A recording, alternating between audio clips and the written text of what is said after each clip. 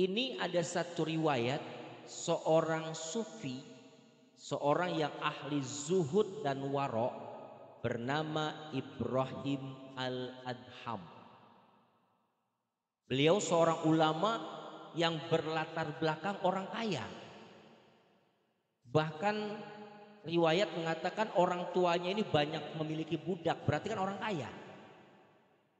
Tapi beliau meninggalkan kekayaannya untuk mencari kehidupan akhirat. Artinya dia lebih mementingkan akhirat. Dia tinggalkan kemegahan, kekayaan orang tuanya.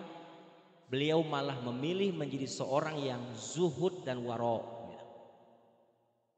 Ibrahim Al-Adham satu ketika melintas di sebuah pasar Basrah saat itu, dan orang mengenal beliau seorang yang alim, bahkan menjadi inspirasi karena beliau ini orang yang sangat solih gitu.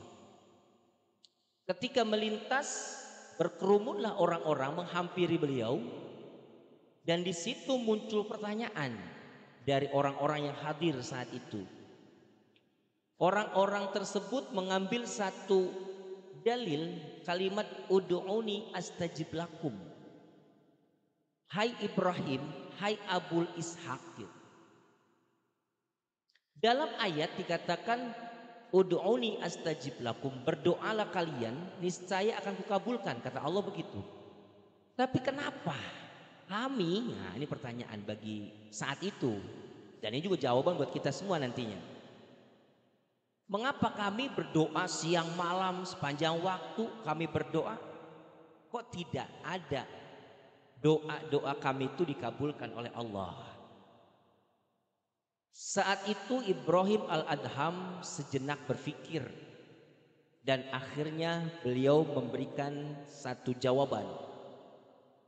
Kata beliau dalam perkataannya, mendengar aduan orang-orang yang ada di pasar Basrah tadi, kata beliau, kenapa doa-doa kita atau kalian tidak kunjung dikabulkan oleh Allah? Kata beliau, sesungguhnya hati kalian dalam kondisi mati. Hati yang mati ini akan tumpul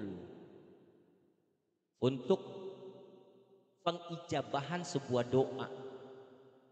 Nah, lantas beliau mengatakan pertanda hati kalian tumpul atau hati kalian itu mati ada 10.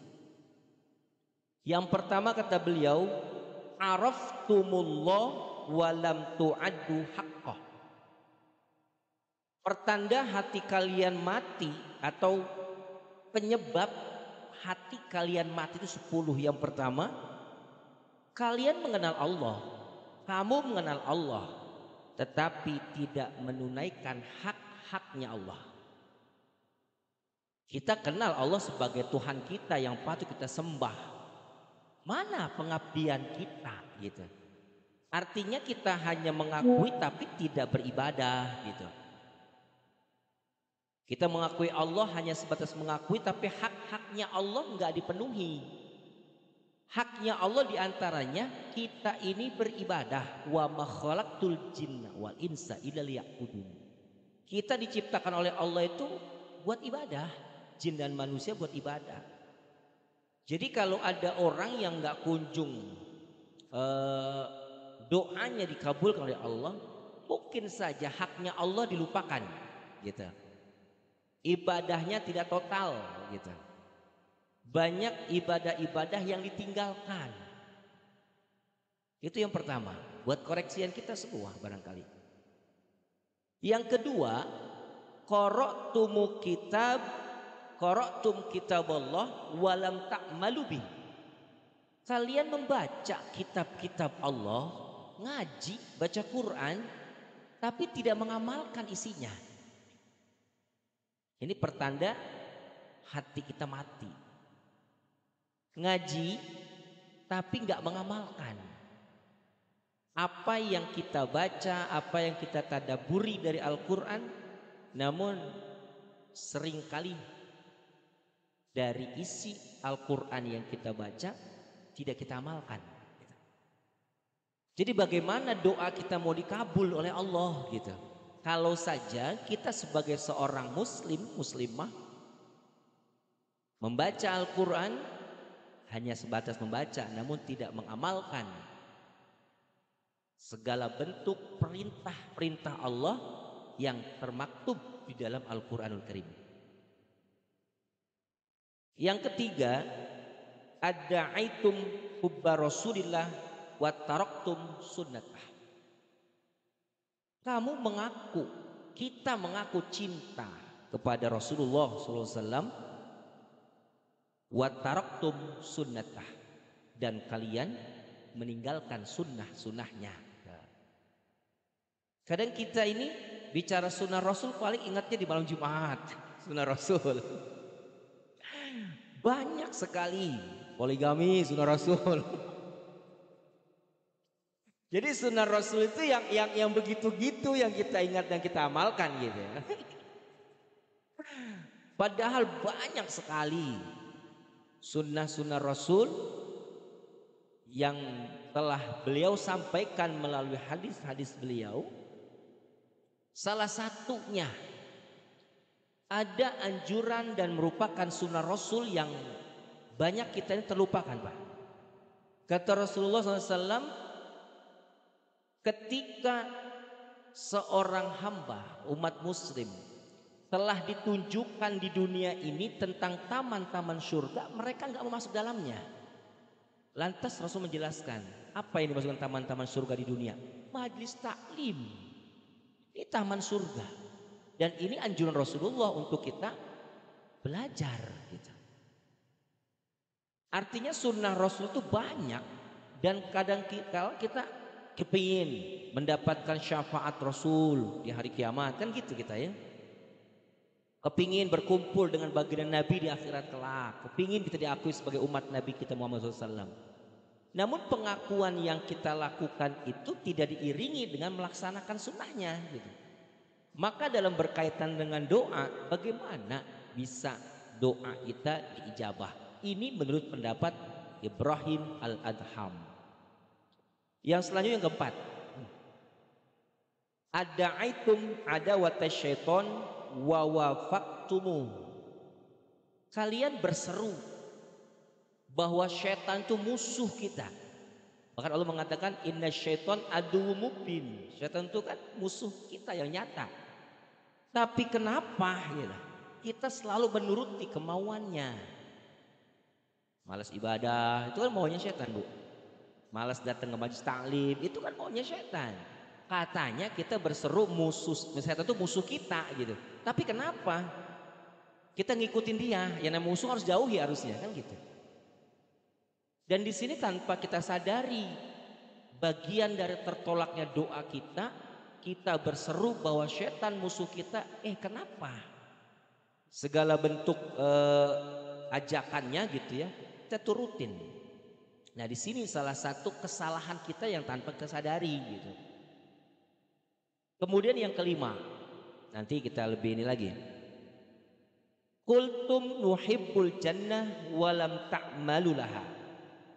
Kamu berkata kami ingin atau kami cinta kepada surga dan ingin masuk ke dalam surga.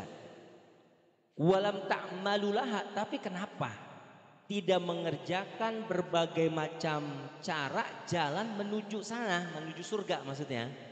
Tadi saya katakan salah satunya adalah majelis ilmu, bakti sama orang tua, itu kan jalan-jalan menuju surga. Bahkan ada satu hadis mengatakan siapa orang yang jalan menuju tempat ilmu, Allah akan mudahkan perjalanan menuju surga.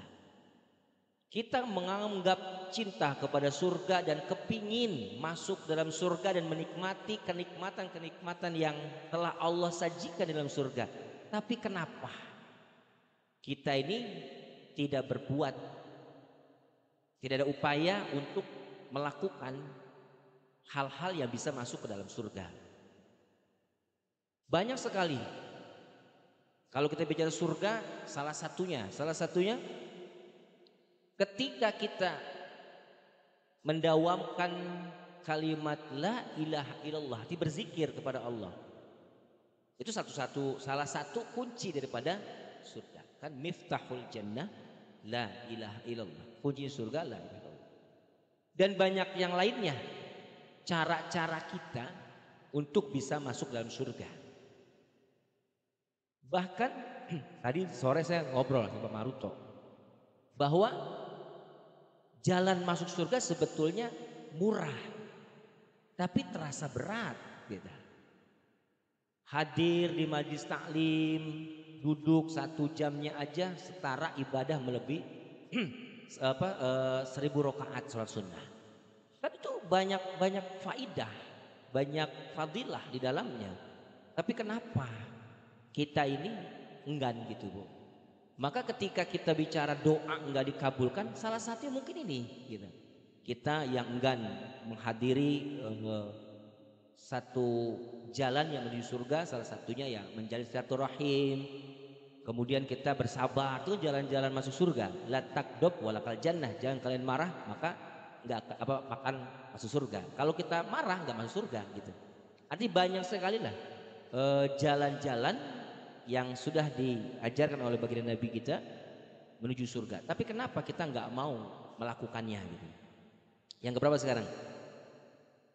Kultum nakhafun nar. Kalian mengatakan takut masuk ke dalam neraka. Warohantum anfusakum biha. Tapi kenapa?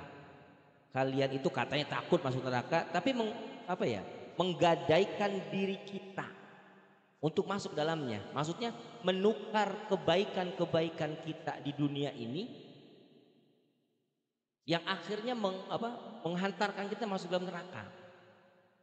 Padahal ketika kita bicara usia yang Allah jatah kepada kita, ini seharusnya bisa kita manfaatkan agar usia yang sudah Allah berikan dapat kita syukuri dengan banyak melakukan taat kepada Allah, sehingga Allah itu hindarkan kita dalam neraka.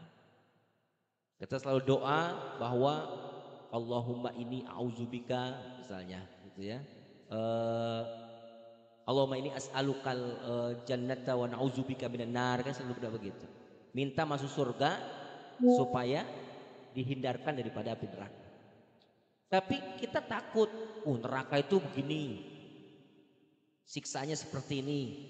Tapi kenapa banyak di antara kita itu usia yang sedikit ini, yang gak berapa lama yang Allah jatahkan kepada kita, tapi bisa kita manfaatkan atau kita gunakan untuk hal-hal yang justru malah menggiring kita masuk neraka.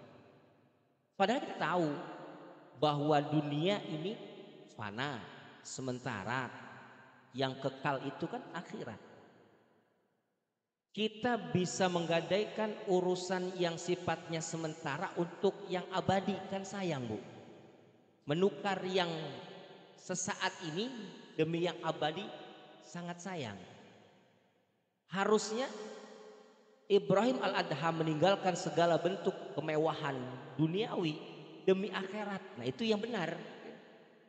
Artinya gunakan usia yang Allah berikan kepada kita, yang barangkali kita nggak pernah tahu, tinggal beberapa waktu lagi kita tinggal di dunia ini. Maka dari itu sisa-sisa waktu yang Allah sudah berikan kepada kita, yuk jangan sampai kita turuti hawa nafsu yang akhirnya nanti menyebabkan kita masuk dalam neraka. Yang ketujuh, Pak ya. Kultum innal mauta haqqo walam tasta'idullah. Kita mengatakan bahwa kematian itu pasti. Ya. Kullu nafsin za'iqatul maut. Tiap-tiap yang bernyawa pasti mati. Artinya apa? Pasti kita mati. Kita tahu kematian itu pasti. Benar, itu hak gitu ya.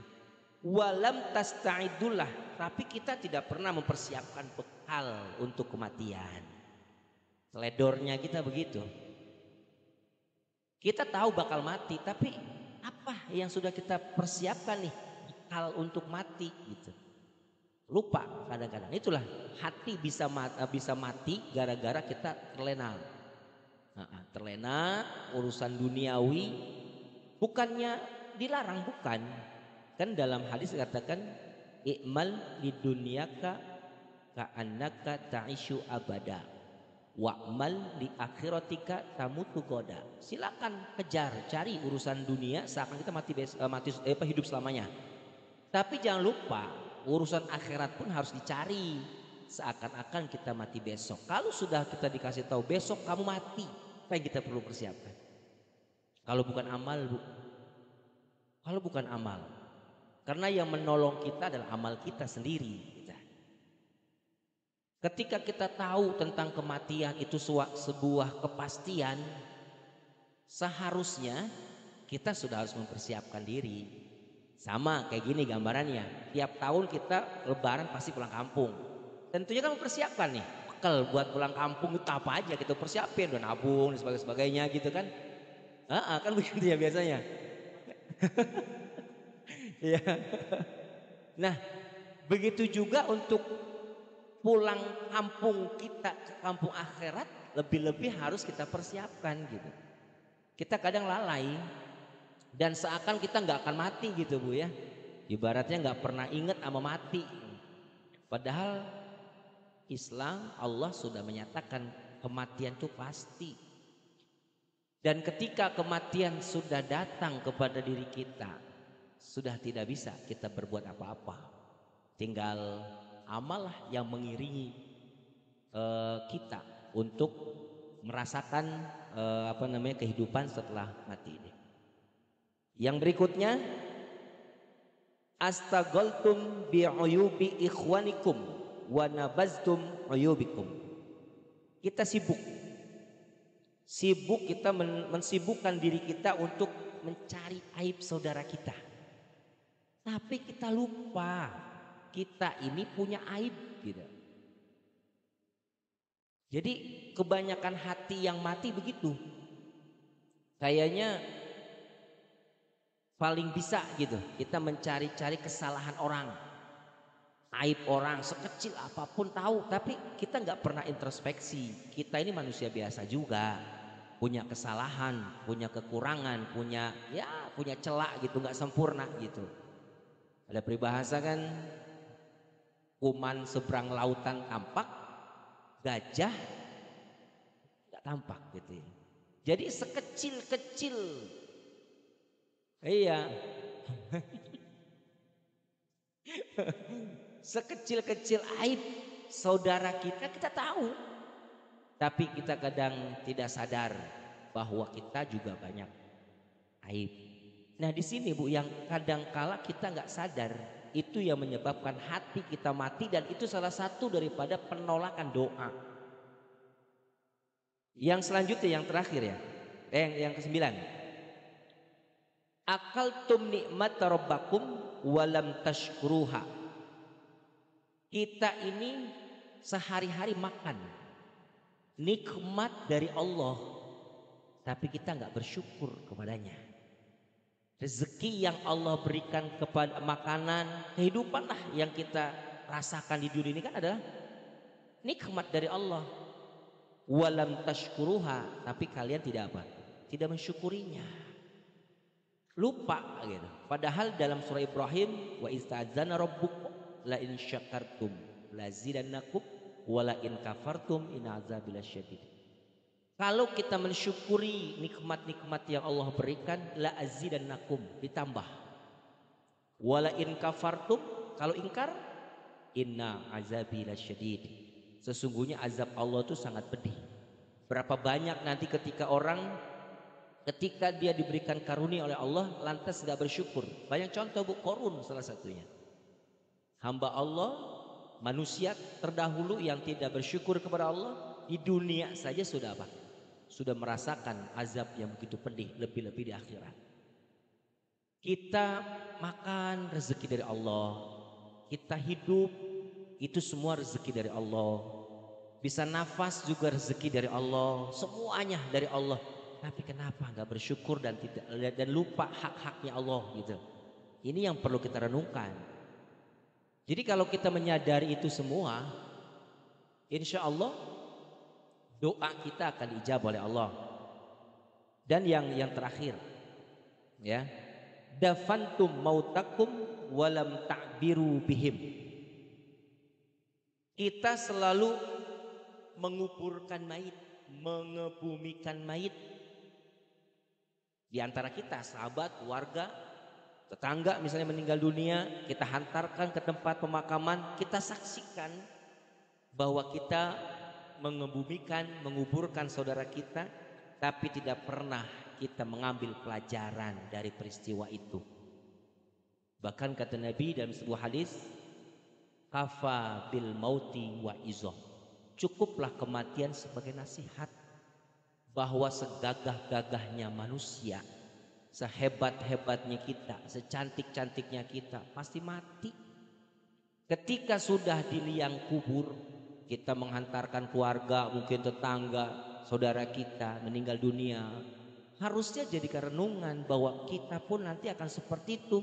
Di alam kubur cuman 1x2 barangkali, dibungkus dengan kain kafan yang mungkin di dunia kita berpakaian mewah, megah gitu Bu ya, yang harganya mahal, yang bermerek gitu.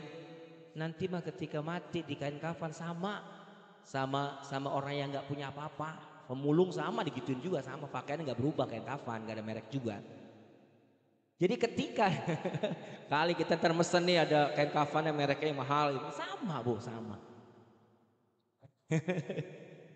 Jadi kita sering menghantar, menyaksikan penguburan jenazah saudara-saudara kita yang telah meninggal dunia, tapi kerap kali kita nggak mengambil pelajaran. Itu lupa kita akan itu semua, bahwa segala sesuatu yang kita banggakan di saat seperti itu nggak ada kebanggaan sedikit pun.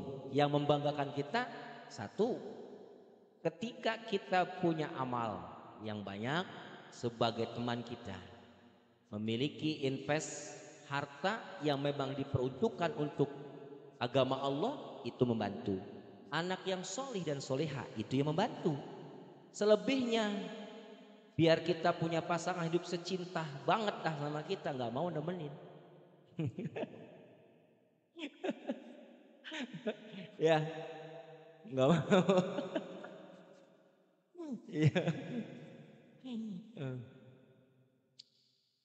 Makanya kadang ketika kita mengambil pelajaran, makanya salah satu pelunak hati itu sering-seringlah kita menjenguk orang sakit, berziarah, menyaksikan penguburan jenazah. Tujuannya agar kita mengambil hikmah bahwa kita kelak juga akan merasakan demikian. Itu 10 perkara yang menyebabkan hati kita mati, dan salah satu penyebab daripada doa kita tertolak. Sebagai penutup,